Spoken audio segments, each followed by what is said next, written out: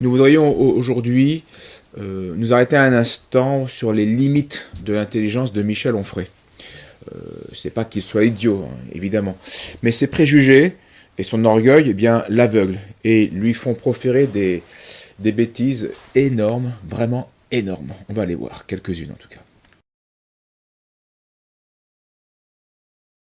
Parce qu'il y a des moments où on se dit, bon, ben alors, ce Jésus, comment se comportait-il? Comment faut-il se comporter? Il a rien dit là-dessus. Comment est-ce qu'on peut faire? Par exemple, Jésus et l'avortement. Donc, qu'est-ce qu'on fait? Il a dit qu'on pouvait avorter ou pas? Évidemment, Jésus ne dit rien. Donc, vous avez des philosophes qui commencent à disserter là-dessus. C'est-à-dire que l'histoire de l'Occident, c'est l'histoire de l'habillage de Jésus. Ce logos, ce verbe qui n'existe que comme verbe, il faut lui donner une existence réelle et concrète. Alors, est-ce que Jésus ne dit rien sur l'avortement? Bien sûr que si, évidemment. Jésus a parlé de l'avortement. Qu'est-ce qu'un avortement?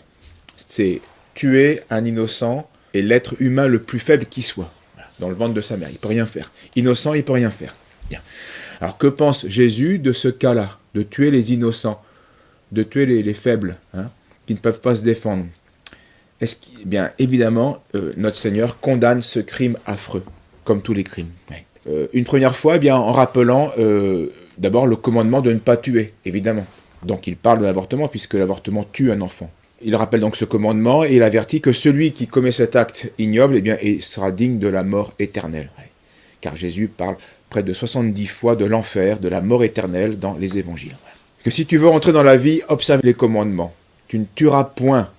Tu ne commettras point d'adultère, tu ne déroberas point, tu ne porteras point de faux témoignages, etc. Une deuxième fois, il parle, et implicitement, bien sûr, mais réellement tout de même, en disant « On lui a mené de petits enfants pour qu'il les touchât. Or, les disciples les gourmandèrent.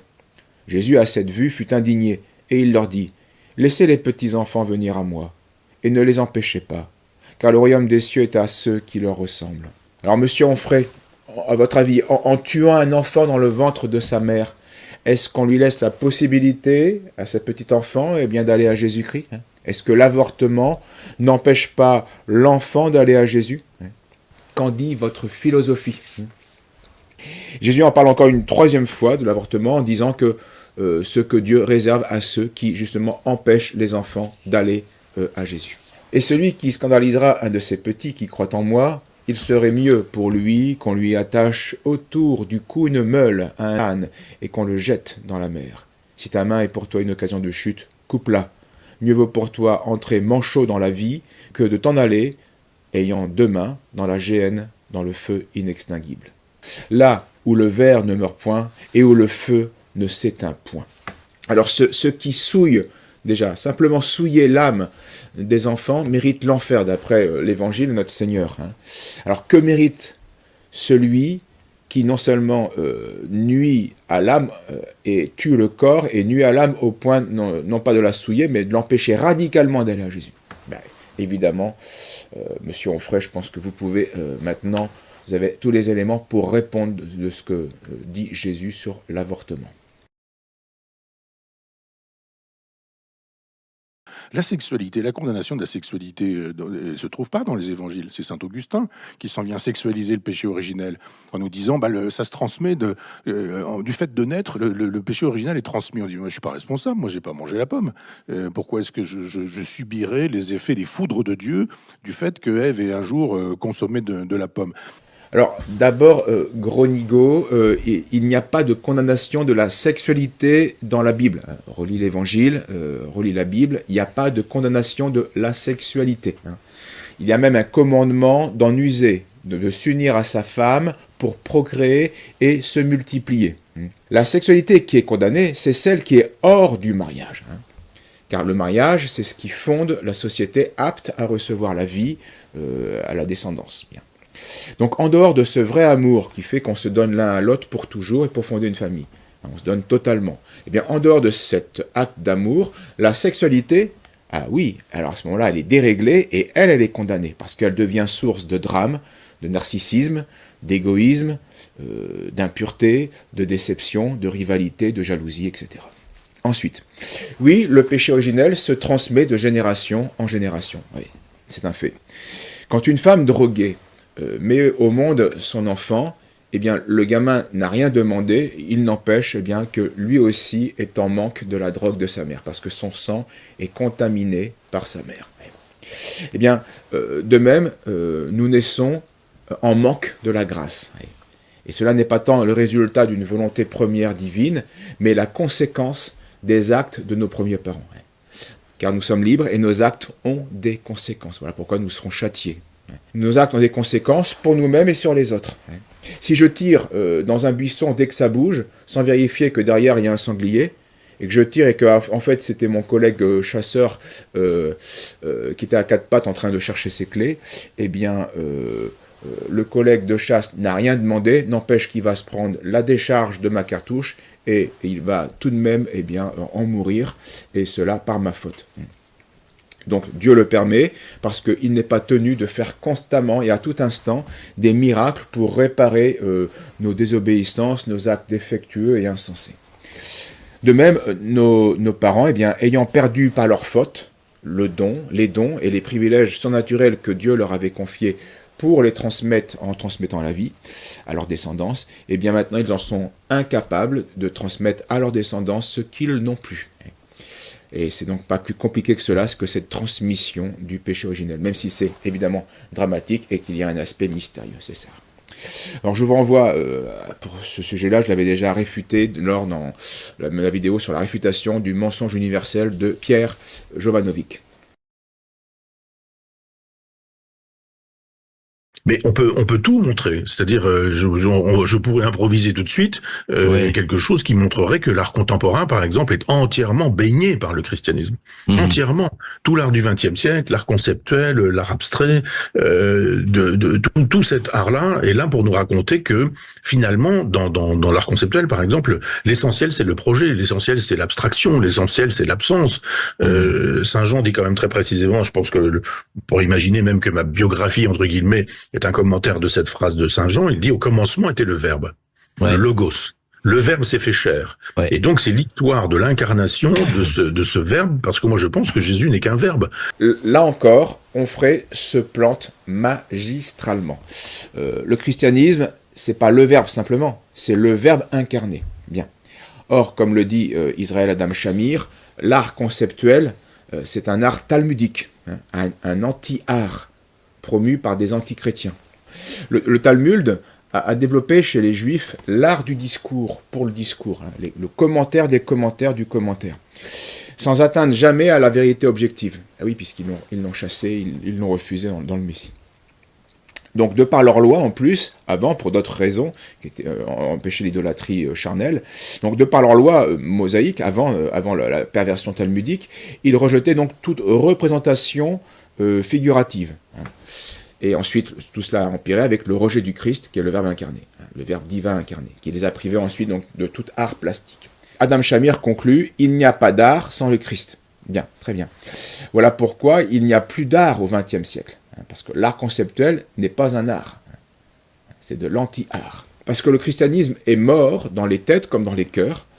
Donc il n'y a plus de soumission à l'ordre naturel, ni surnaturel. Et donc il n'y a plus d'inspiration, il n'y a plus d'incarnation digne de ce nom. S'il y a encore, on peut dire, un lien entre le christianisme et l'art contemporain, c'est un lien négatif. L'art contemporain n'est pas de l'art, c'est de l'anti-art. Il est négateur de la nature. Bref, c'est un art contre nature. Nous avions traité ce sujet-là dans notre vidéo intitulée Faux art business. Et voici l'extrait de notre conclusion.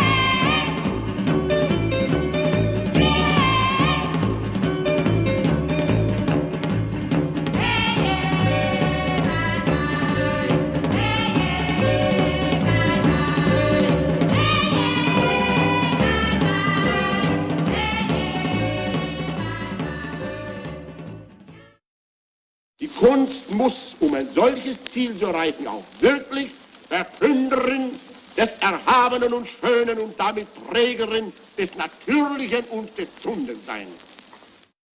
Es ist nicht die Aufgabe der Kunst, im Unrat, des Unrates wegen zu wühlen, den Menschen nur im Zustand der Verwesung zu malen, Crétins als Symbol der Mutterwerdung zu zeichnen und krumme Idioten als Repräsentanten der männlichen Kraft hinzustellen. Er hat wohl keine Ahnung, dass es nicht die Aufgabe der Kunst ist, den Menschen an seine Degenerationserscheinungen zu erinnern, als vielmehr den Degenerationserscheinungen durch den Hinweis auf das ewig Gesunde und Schöne zu begegnen. Adolf Hitler, critique d'art.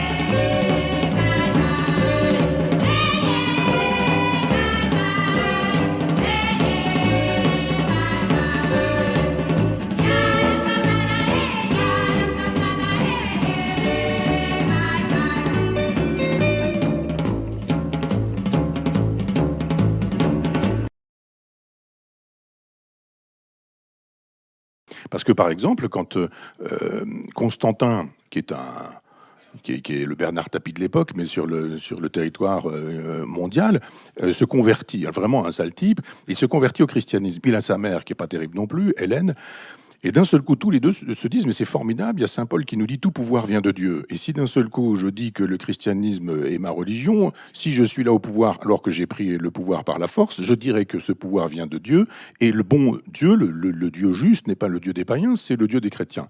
Il dit, j'ai vu une croix dans le ciel, et d'un seul coup, la vérité est là, et la victoire m'a été donnée de cette manière-là, contre Maxence sur le pont Milvius. Onfray est vraiment misérable et surtout caricatural. Relevons simplement son parti pris, sa partialité et sa malhonnêteté. Oui, saint Paul dit en effet, et il faut bien le comprendre, tout pouvoir vient de Dieu, c'est certain. Bien. C'est pour cela que la démocratie d'ailleurs, qui prétend que la souveraineté, l'autorité donc, viendrait du peuple, de l'homme ou des hommes, est une hérésie, évidemment, un système contre nature qui détruit la société. L'homme n'a pas le pouvoir de déclarer bien ou mal le bien ou le mal moral. L'homme doit découvrir les lois, physiques comme morales, et il doit s'y soumettre. Point. D'autant plus que les lois morales ont ensuite été révélées progressivement dans le temps, par la loi mosaïque, puis par la loi évangélique. Donc l'homme doit découvrir ces lois, les apprendre, les connaître et s'y soumettre. Pas les faire. C'est pas à l'homme de faire les lois morales. Bien. Donc tout pouvoir vient de Dieu. Mais l'Écriture sainte ne dit pas que cela sur l'autorité et sur le pouvoir. Saint Pierre et Saint Paul disent au sujet de l'autorité, temporelle comme spirituelle, ceci. Il faut obéir à Dieu plutôt qu'aux hommes, dit Saint Pierre dans les Actes. Puis Saint Paul, mais quand nous-mêmes ou un ange du ciel vous annoncerait un autre évangile que celui que vous avez reçu, qu'il soit anathème. Donc Constantin avait ses défauts, c'est évident, et même des défauts parfois, des fautes, qui ont été reprises, condamnées par saint Ambroise, entre autres, mais il avait aussi des qualités bien plus grandes que ses défauts. Et surtout, contrairement à ce que dit Michel Onfray dans d'autres conférences, il n'a en rien été le créateur du christianisme, qui était structurellement en place bien avant Constantin, bien avant. Donc rien à voir avec ces califes arabes qui ont les uns après les autres pendant près de 70 ans façonné l'islam et le Coran selon leurs besoins. La différence entre l'histoire des évangiles et du Coran est abyssale. C'est deux histoires qui n'ont rien à voir. Il y a quelque chose de divin, puis il y a une supercherie de l'autre côté.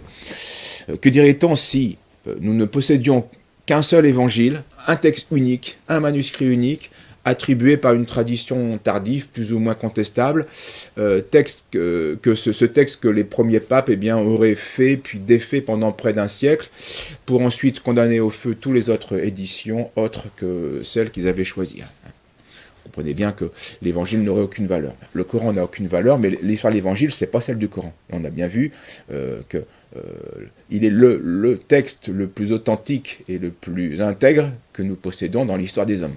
Bien. Donc les mêmes règles qui prouvent l'authenticité des évangiles prouve l'inauthenticité du Coran, qui fut l'œuvre, on l'a dit, on le sait, du pouvoir califal. Donc on a déjà évoqué ce sujet, on n'y revient pas. On lui invente un père, on lui invente une mère, et que, par définition, quand on a une mère, et que c'est qu'elle a couché avec un homme, si elle a couché avec un homme, c'est problématique, donc il faut absolument une femme qui soit vierge.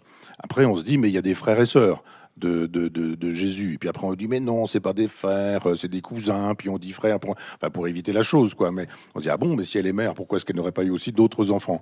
Quant à Joseph, mais c'est le personnage conceptuel par excellence, il ne dit pas un mot dans les évangiles. Il n'y a pas un mot, pas un mot, il n'y a pas une parole. Il ne l'accompagne pas, c'est-à-dire qu'il y a un moment donné où effectivement on le voit quand il est au temple, et puis après plus rien.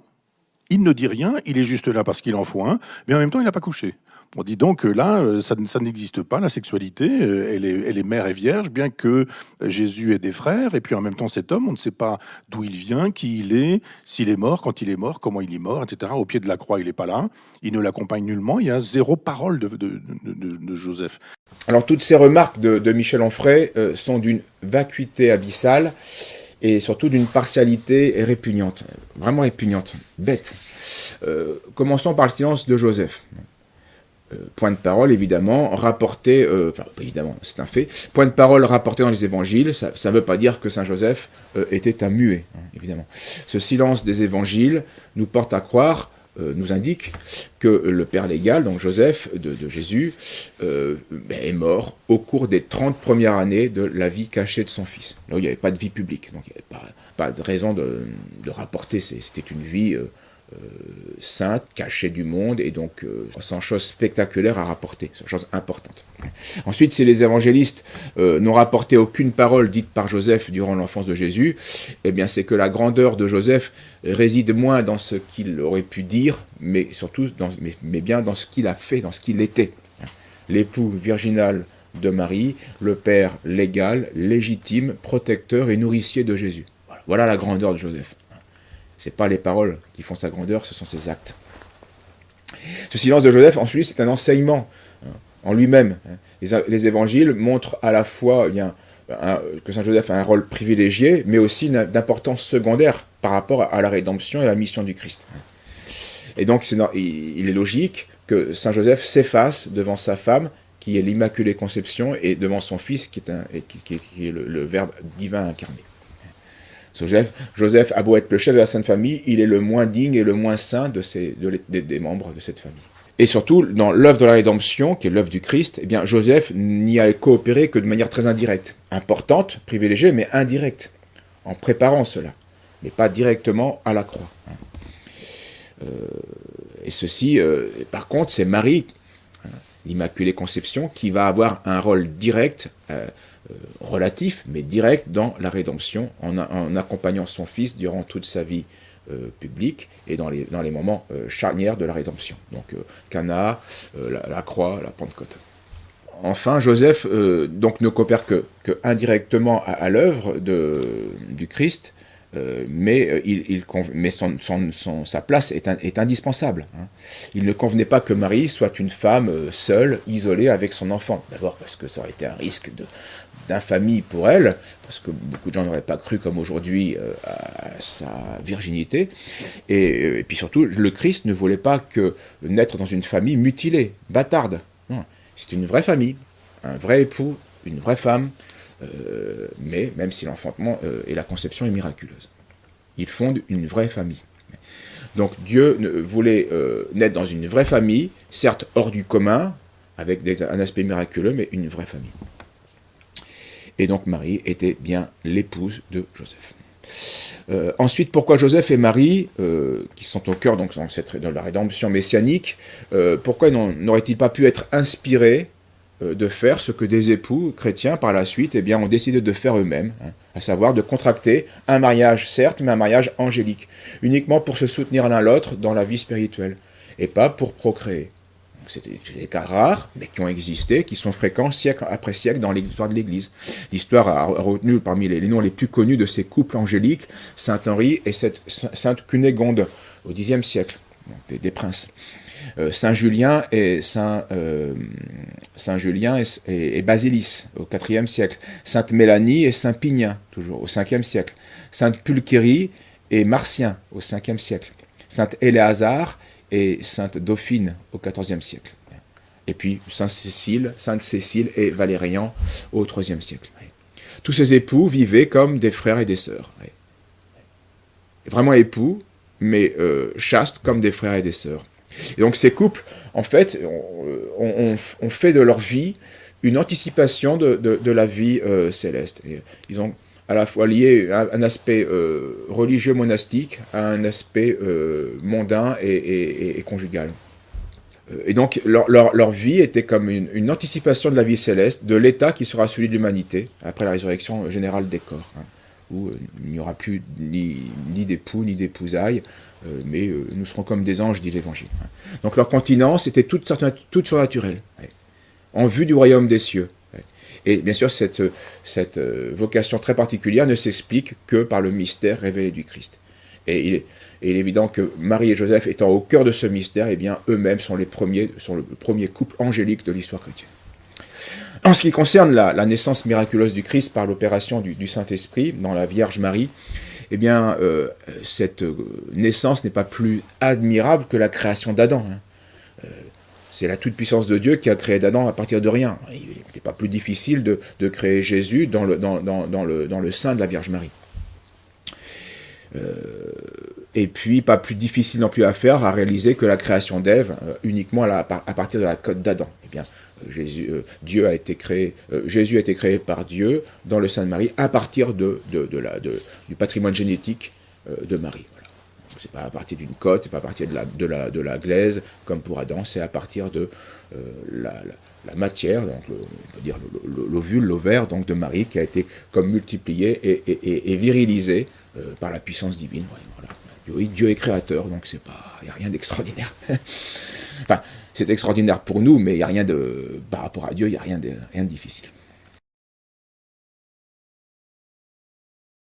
L'objection des frères de Jésus est classique, elle revient régulièrement par ignorance de la réfutation, qui est définitive. Nos évangiles, en effet, mentionnent plusieurs fois cette expression « les frères de Jésus ». Il y a au moins 7-8 passages. Bien. Mais ces frères ne sont pas des frères utérins, même père, même mère de Jésus, nés après lui, comme l'ont soutenu régulièrement les hérétiques au IVe siècle, Helvidius et puis Jovinien, et puis les Sociniens au XVIe siècle, et puis aujourd'hui les rationalistes et quelques protestants. Cette opinion n'a aucun fondement historique et surtout elle est contraire à la foi. Ces enfants ne sont pas non plus ceux de Saint Joseph qu'il aurait eu dans un mariage précédent, comme le prétendent quelques apocryphes, ce qui d'ailleurs va influencer quelques pères orientaux, et pas des moindres, Clément d'Alexandrie, Origène, Saint Hilaire, lui c'est un père latin, Saint Épiphane, Saint Cyril d'Alexandrie, Saint Éphrem vont proposer cette solution-là. En fait, ces hypothèses ne sont pas compatibles avec le récit évangélique, donc elles sont fausses. Ni Saint Matthieu, ni Saint Luc ne parlent de fils de Saint Joseph. On parle de frères de Jésus, mais pas de fils de Saint Joseph. Donc, s'il y avait des fils de Saint Joseph, on devrait les trouver à Bethléem pour le recensement, et ils auraient dû suivre leur père en Égypte avec Jésus. Parce que quand les évangiles parlent des frères de Jésus, le contexte montre qu'ils sont plus âgés que lui. Alors un philosophe comme Onfray a apparemment du mal à comprendre qu'on puisse, et Paul seul, qu'on puisse user du terme frère de manière analogique au sens large, au sens de voisin, au sens de cousin, au sens de même village, etc. On sait qu'en hébreu, le mot frère a une acception beaucoup plus étendue que dans nos langues occidentales, où un frère, c'est un frère, même père, même mère. Dans les langues orientales, c'est pas comme ça. Dans l'Ancien Testament, c'était pas comme ça non plus. Ça désigne fréquemment, au sens large, un parent. On le voit dans Genèse chapitre 13, où Lot est appelé le frère d'Abraham. C'est pas même père, même mère. C'est pas ça le lien de parenté. Dans l'Ancien Testament, toujours, on a Laban qui est le frère de Jacob. Là encore, c'est l'oncle, c'est pas le frère. Oui, mais dans les langues orientales, frère, c'est un parent, voilà. Une manière de parler. Donc cette manière de parler est passée ensuite dans les Septante, et puis par cette version, c'est devenu une manière de parler dans le Nouveau Testament. Bien. Rien d'extraordinaire à cela. Malgré le fait que c'est vrai que le grec a bien un mot pour désigner le frère et un autre mot pour désigner le cousin, c'est vrai. Mais les évangiles ont été écrits en hébreu, dans un mode de pensée sémite, et ensuite seulement traduits en grec. Bien. Donc l'usage du mot frère au sens large est donc une trace de sémitisme dans les évangiles. De nos jours encore, le mot frère chez les sémites, et puis aussi ailleurs, en Afrique, moi j'y ai été, j'ai eu le cas, le mot frère s'applique à tout individu appartenant au même clan, à un même village. Quand j'avais un cuisinier qui était béninois, il m'a dit tiens, je te présente mon frère. Ah, il dit même père, même. Non, on est du même village. Ils étaient expatriés au Gabon. Il est béninois, un béninois rencontre un béninois au Gabon, ils sont des frères, c'est tout. C'est pas plus compliqué que ça. Même s'il y a dans leur langue un mot pour dire cousin, oncle, machin. Non, on est frères. On est du même village. Donc ensuite, aucun de ces frères du Seigneur n'est appelé fils de Marie ou fils de Joseph, on l'a dit. Bien mieux, Jésus est appelé par saint Marc, donc le plus précis, le fils de Marie, avec un article, ce qui est de nature à bien montrer qu'il est le fils unique de Marie. Donc un seul enfant, Jésus. En mourant, ensuite, Jésus va confier sa mère à saint Jean, son disciple, qui n'a pas de lien de parenté direct, et si Jésus avait eu d'autres frères, eh bien c'est à ses frères, selon la loi, qu'il aurait dû remettre sa mère, et pas à un étranger, fût-il un disciple. Donc la chose serait inexplicable, donc s'il y avait bien eu des frères au sens littéral, comme on veut le prétendre, d'autant plus que les frères au sens large sont toujours présents au Cénacle, où il y a Marie, les apôtres et les frères de Jésus. Alors pourquoi ne pas avoir confié Marie à ses frères? Bien. Donc s'il est hors de doute que les frères du Seigneur, les frères de Jésus, ne sont ni les fils de la Sainte Vierge Marie, ni ceux de Saint Joseph, d'un autre mariage, il est par contre plus difficile d'établir le lien de parenté exact qui existe entre ses frères, ses sœurs et notre Seigneur. C'est ce qu'on est dans l'ordre du voisin, du village, du cousin. Ça, c'est plus. Alors, pour ceux qui veulent approfondir cela, le Père Régnier, dans son manuel d'écriture sainte, tome 4, donne toutes les possibilités possibles. Mais là, on n'est plus dans la certitude. Et concluons en montrant bien que notre Seigneur, lui parle bien des frères et des sœurs au sens large. Donc, il y a d'abord le sens large physique, et puis ensuite, il y a le sens large spirituel. Sa mère et ses frères arrivèrent en se tenant dehors. Ils l'envoyèrent appeler. Une foule était assise autour de lui, et on lui dit « Voici dehors votre mère, vos frères et vos sœurs qui vous cherchent. » Il leur répondit « Qui est ma mère et qui sont mes frères ?» Puis, promenant ses regards sur ceux qui étaient assis en cercle autour de lui, « Voici, dit-il, ma mère et mes frères. Car celui qui fait la volonté de Dieu, celui-là est pour moi frère, sœur et mère. »